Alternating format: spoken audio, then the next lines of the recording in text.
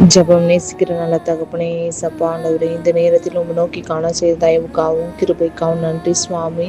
ஏசப்பா சொன்ன ஜெப குறிப்புக்காக ஜெபிக்கிறேன் சுவாமி. ஏசப்பா குழந்தை இல்லாதவர்களுக்காக ஏசப்பா ஆண்டவரே, ஏசப்பா உம்முடைய வாக்கின்படி ஏசப்பா கர்ப்பத்தின் கனி ஏசப்பா கத்தரால் உண்டாகிறது அல்லவா ஏசப்பா ஆண்டவரே, குழந்தை இல்லாமல் அநேக கஷ்டப்படுகிறாங்க சுவாமி. ஏசப்பா நீர் ஆண்டவரே, ஒவ்வொரு தாயின் ஆண்டவரே கருவையும் நீங்க தொடுங்க சுவாமி. ஏசப்பா ஏசப்பா எந்த விதமான ஏசப்பா குறைவுகள் இருந்தாலும் கிறிஸ்துவுக்குள்ள அதை நிறைவாக்க நீங்க உதவி செய்யுங்க சுவாமி. ஏசப்பா உம்மால் கூடாத காரியம் ஒன்றா சாமி. ஏசப்பா நீ அதிசயமானவர் ஏசப்பா, ஆலோசனை கத்தரானவரே ஏசப்பா.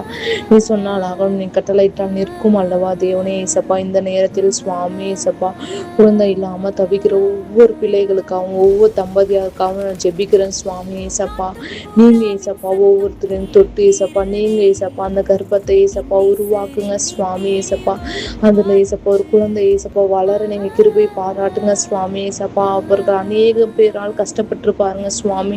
குழந்தை இல்லை என்று சொல்லி ஏசப்பா அநேக காரியத்திற்கு போகாமல் தடையாக கூட இருந்திருக்கலாம் சுவாமி. அவங்க மன பாரங்கள் எல்லாம் நீ அறிவீர் அல்லவா சுவாமி. ஏசப்பா ஏசப்பா நீங்க ஏசப்பா நாங்க பைபிள வாசிக்கும் போது அநேகருக்கு சுவாமி எத்தனையோ வருடங்களுக்கு அழைத்தும் நீங்க குழந்தை கொடுத்துருக்கீங்க சுவாமி.